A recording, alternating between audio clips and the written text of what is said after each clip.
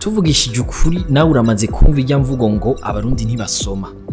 Hari n'abavuga ngo ushaka guhisha umurundi ikintu ugishira mu gitabo. Mbega none vy'ukuri harya umurundi n'igitabo ntaho bahurira? Ngo hagusoma wosoma. Niyo nkuru nyamukuru turabira hamwe no Musi. Mwiriwe cane, ni Davi, nizere ko meze neza mwese.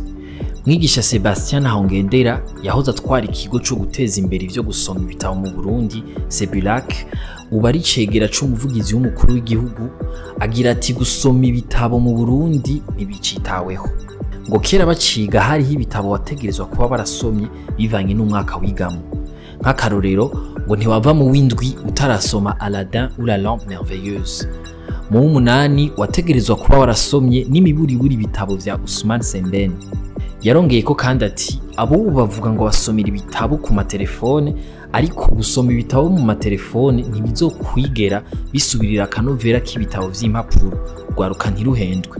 Kubwa Joseph Mukubano asanzwe yigisha muri kaminuza y'u Burundi, ngo basigaye bakira abana kuri kaminuza badashobora kwandika no gushikiriza ivyiyumviro vyabo haba mu Kirundi no mu Gifaransa. Ivyo byose bikava ku kuntu abana batagihimirizwa gusoma ibitabo bakiri bato.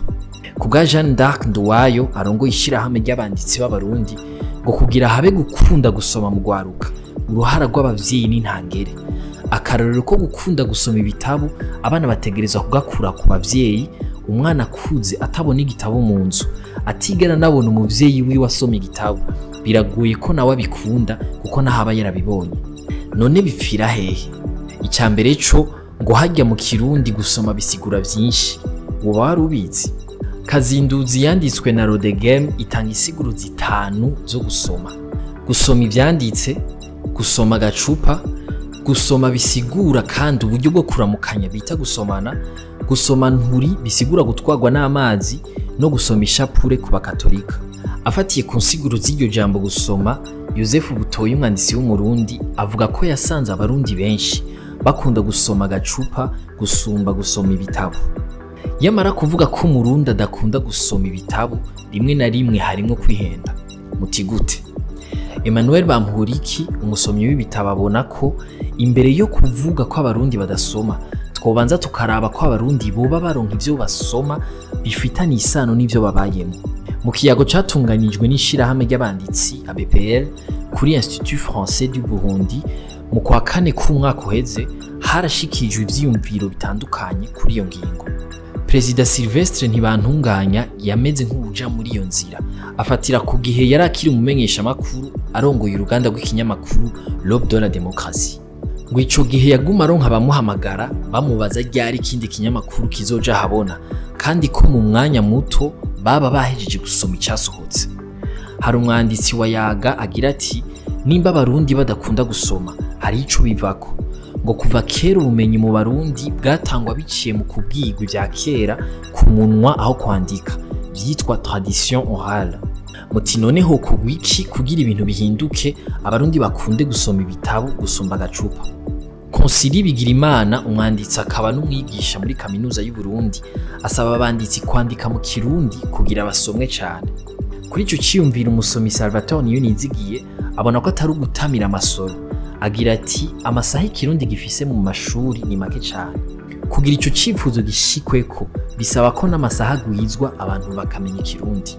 Perezida Ntibantunganya, umunyepolitike akaba n'umwanditsi, asaba ko hoba politike yorohereza abanditsi n'abagura ibitabo.